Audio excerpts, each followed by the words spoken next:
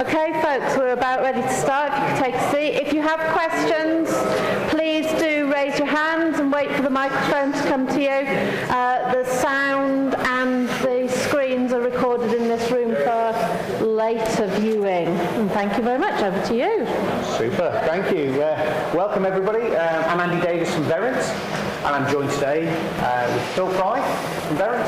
Hi. And James Kavanagh from Luwa. So for the next sort of 20 minutes or so, we're going to be talking about human compliance. Please feel free to ask questions. We'll probably keep questions to the end, but if there's anything really important, just shout out, and we can I'll throw you the thing, and we can have a chat through it then.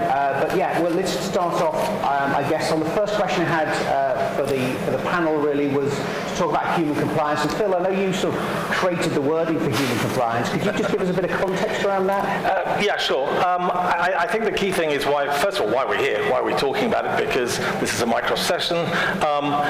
Compliance is becoming ever more critical in the business world. I mean, we're in a world of revolution right now. Revolution in the way that people talk, everything we talk about, the way that we work, and the same has to happen in the way that we communicate. You know, there is too many things happening, there are too many issues happening. We have to be able to make things compliant. But compliance is an interesting word in itself, because if I asked every single one of you what you meant by what you thought about compliance, you'd probably all say a different thing, right? It means different things to different people in different professions, in different worlds, in different regions. We talk about compliance probably at the most severe level. So we come from a financial background, so the investment markets where compliance is absolutely critical. But again, the word compliance means nothing. What we are really trying to do is reduce risk capture. No, you're not. Compliance is such a complex thing. But fundamental to this is compliance is not about capturing a device or a communications channel. Compliance is about an individual that comes under a regulation. So, for example, in the financial markets, it's something like MiFID or Dodd-Frank. It means that if Phil Fry is a trader, I care about what Phil Fry does, what he says, where he says it, when he says it, what he didn't say, who he said it to, did he say it to somebody else, what didn't happen. That is compliance. So we are really looking to revolutionize the way that people talk about capture in this world. So instead of saying, right, great, we look at Teams and we can capture the voice and the video and the chat, which we can, we're actually talking about how do we align all that data together to make a real difference to what the compliance officers and risk officers in these banks are looking at. That is what human compliance is. And James, could you just give us a bit of context from your, I guess, from a customer's perspective? Yeah, so I think the big thing that we see, and I think was Phil's spot on with the compliance side of it, I look at it really from the end user point of view. Right? The expectations of employees in a compliance scenario aren't different to those of any other employees. They expect to get the latest tools. They expect to be able to work from home when they want to or when they can. And how do you capture and make sure that those users can be compliant wherever they are, whatever device they're using? Still do their job is one thing, but be compliant while doing it is vital, because sometimes the fines can be rather substantial for getting that wrong. And we've seen, during the pandemic, all sorts of new technologies and devices that we didn't even dream about in a compliance scenario before, right? Life was easy when it was plastic on the desk. Those days are gone, the genie's out the bottle. So we need to capture everything where the user is.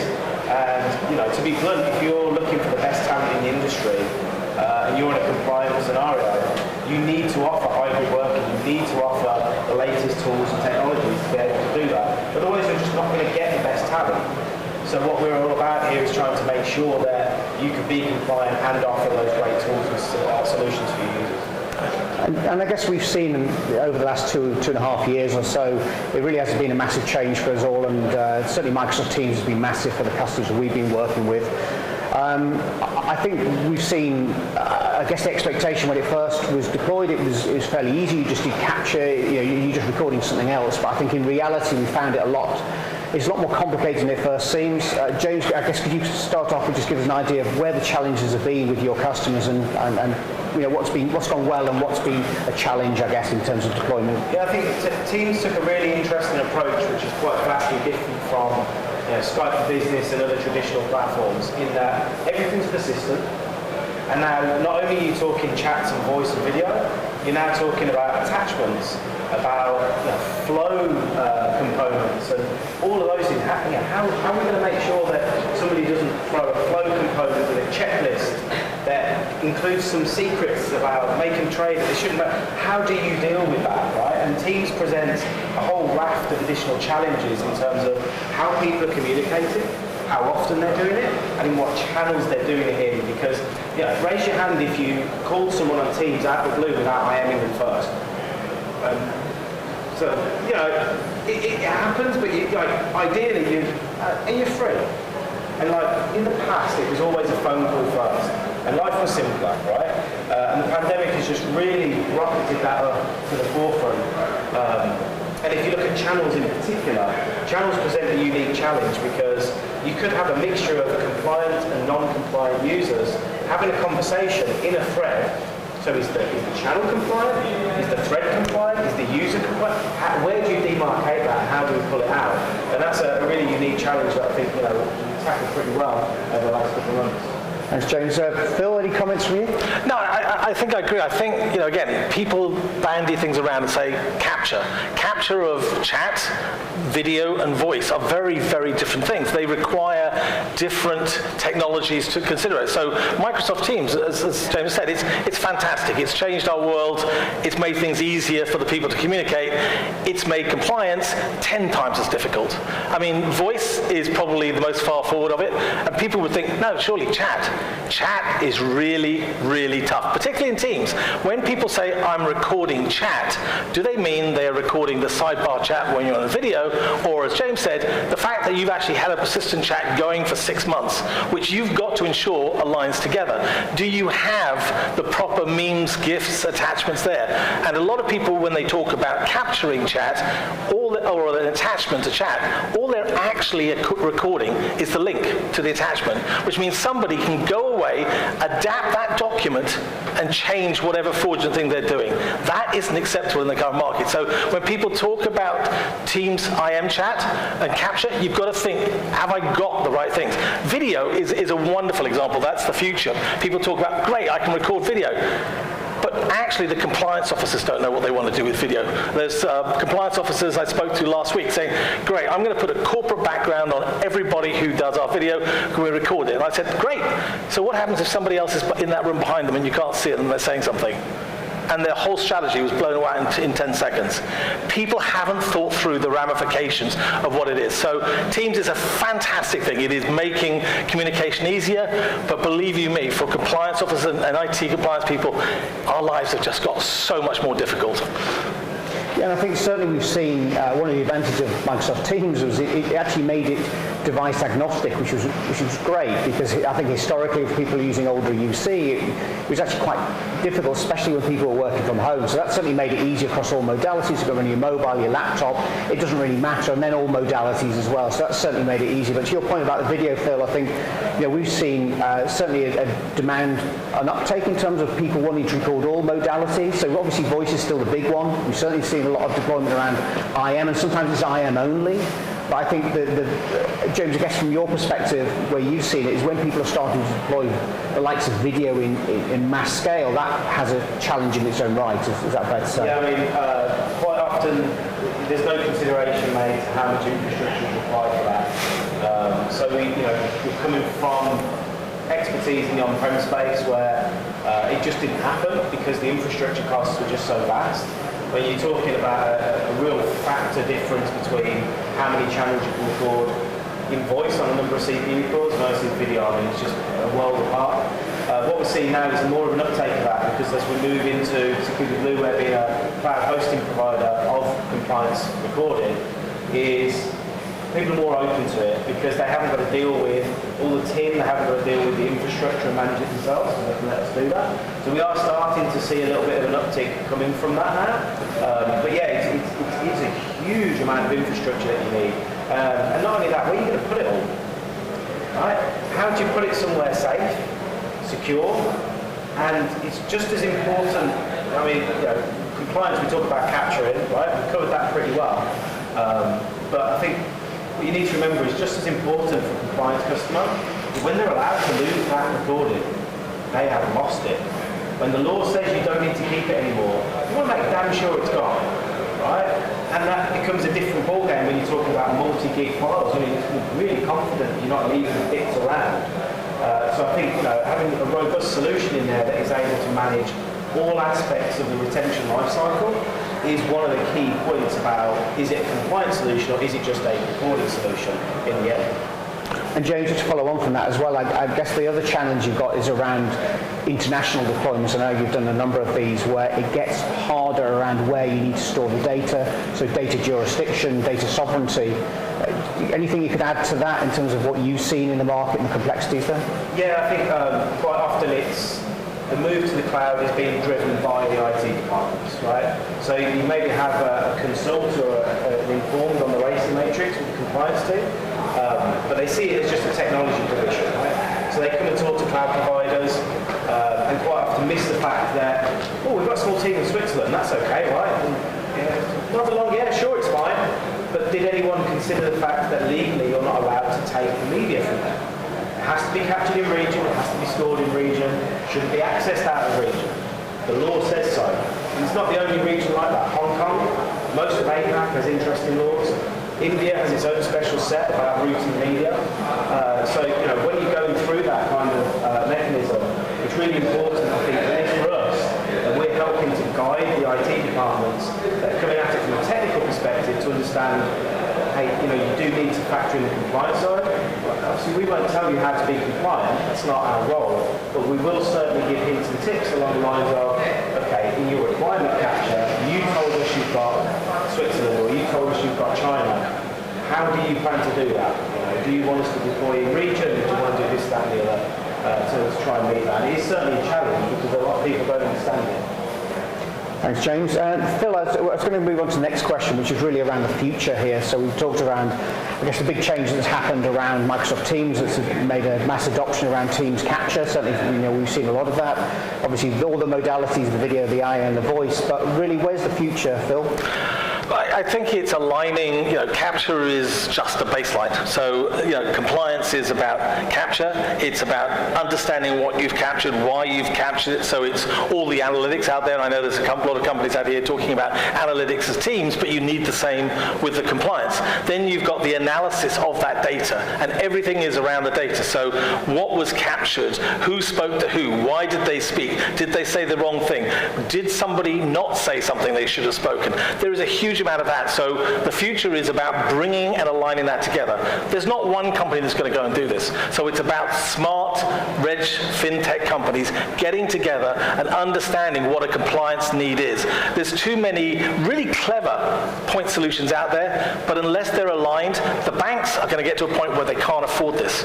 They can't afford to do compliance if we continue to say, we're doing this, we're doing that. We have to work together and ensure that the banks can actually afford to do business. So there'll be smart things coming out like real-time biometrics. Not my word is my passport, but understanding who spoke, where they spoke from. What did somebody actually pick up somebody else's phone? So if somebody's lost their mobile phone, for example, if somebody else picks it up, that can be analyzed to understand what's going on. It's helping to reduce what I said at the early thing. It's about risk. So all these new technologies, it's going to be about reducing risk for the organizations, because that ultimately is what they care about. And James, any comments on, I think we're seeing speech transcription. I think many of you have probably been aware of speech transcription for many years. I feel like we're almost at the level it's really going to main adoption. I've probably been saying that for years, but I genuinely think now we've got to the stage that it really is usable, and we're seeing, we've been in a lot of projects now where it's actually, I want to have transcription across all my users. Any comments you want to add to that, James? Yeah, I think what's great about the shift that we've gone through is, as a tech fan myself, as an engineer at heart, I feel like in the past, particularly around compliance environments, almost the tail has wagged the dog, right? The compliance has driven what you're allowed to do, and what we've seen over the last couple of years is a real shake-up because of the global happenings. And now the expectation's different. So now you have cloud services that are truly cloud native, that are based on these sort of microservice architecture, and they're just constantly changing. Right? I'm sure we've all come from a background where a change happened in 2 weeks' time with a change request and everyone approved, and the vendor came in and did an upgrade, and now You log into Teams, you get a notification, hey, great, you're on the new version. Flipping heck, what's changed? Right, who's that button gone? And I think what we see now is that transcription is a great example because Microsoft are building that into the client, right? But not only that, but they're also adding real-time translation. Well, what's the implication of that? If you think about it from a compliance point of view, if you have some speech that got said to you in Spanish and you speak English, and that's transcribed by Microsoft, maybe fairly accurately, and then translated into English, who knows on which step of that chain there might have been some miscommunication, misunderstood context. How on earth do we get through that chain and make sure that the customer is compliant in all those scenarios without holding the use base back? Because that feature on its own unlocks a massive potential for working across borders, but also really highlights a lot of risks. So I think what we need to do over the next few years is to really make sure that we can work together with partners like Microsoft to make sure that we've got the tooling in place so we don't get slowed down because of compliance, but we can enable the customers to use these functionalities as they come about.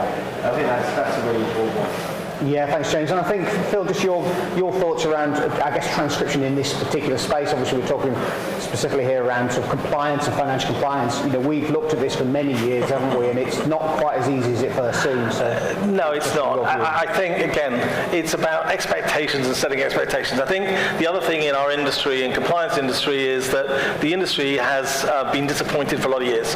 There's a lot of statements being made and a lot of bold, well, I have to say, smoke and mirrors out there saying, we can do 80% accuracy. Yes, you can in a contact center with one phone in a nice quiet environment with the person speaking English. But if you're on a trading floor and the guy is in a noisy environment and people are shouting and the guy is doing a bonds trade in 2 languages, you're lucky to get 30% accuracy even once you've done some training.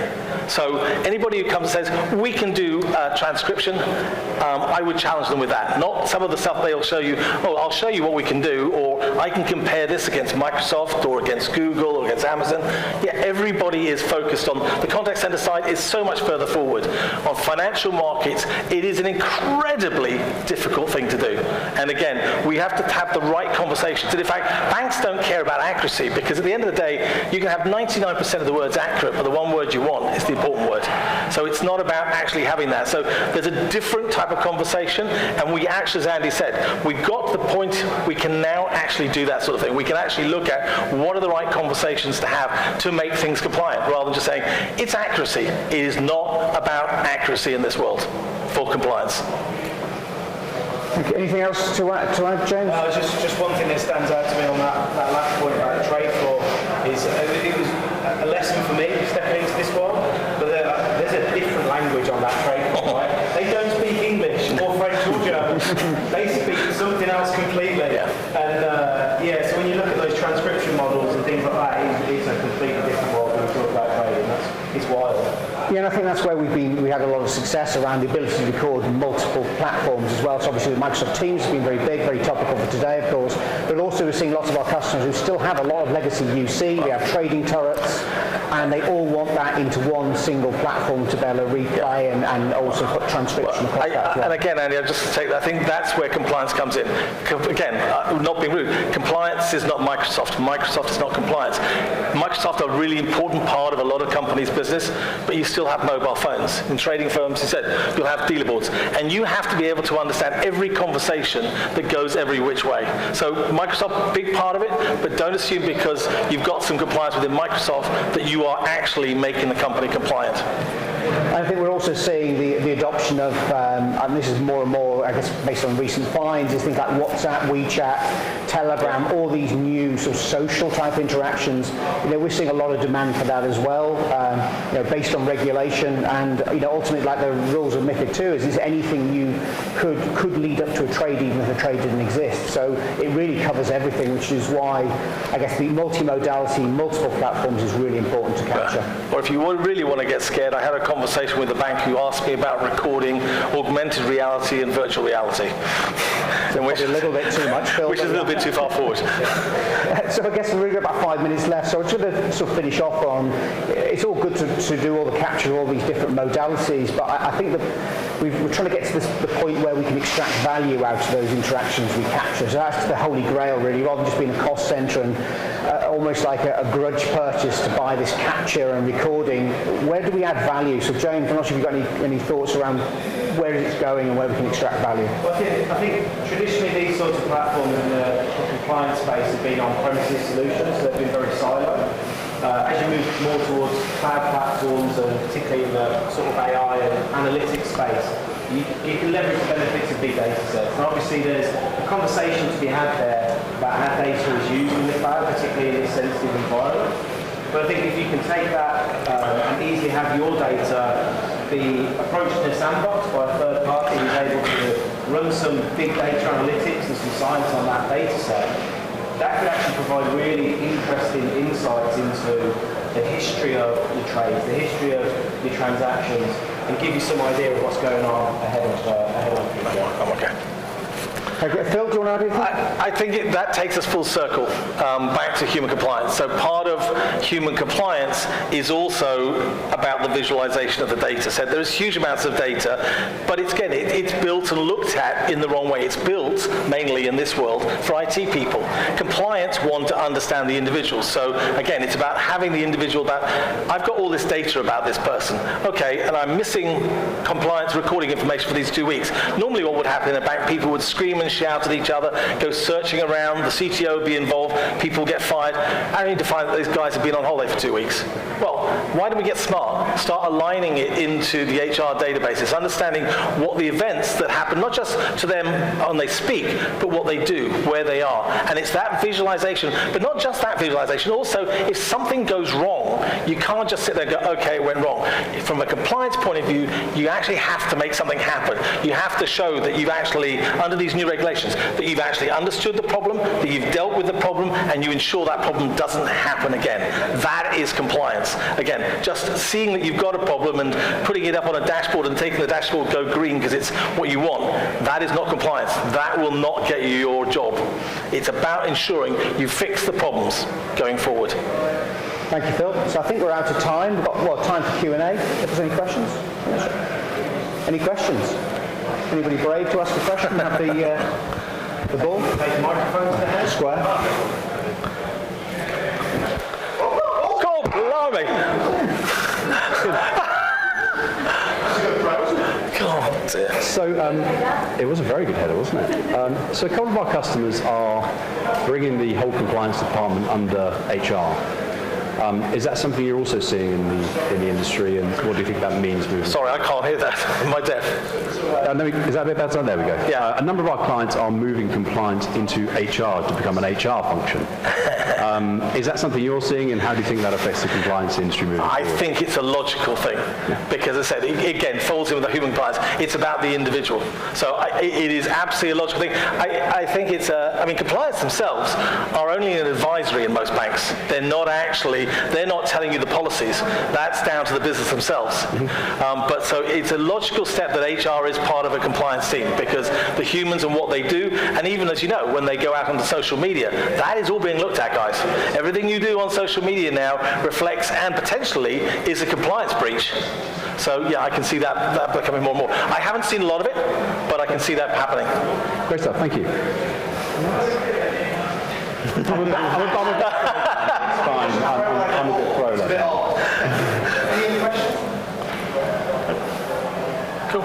Everyone's scared now, Andy, to take a microphone to the head. I shouldn't have said that, it was my fault. If I hadn't have said it, it wouldn't have happened. Cool. Any more questions? Thank you. Thank you all very much. Thank you. Thank you.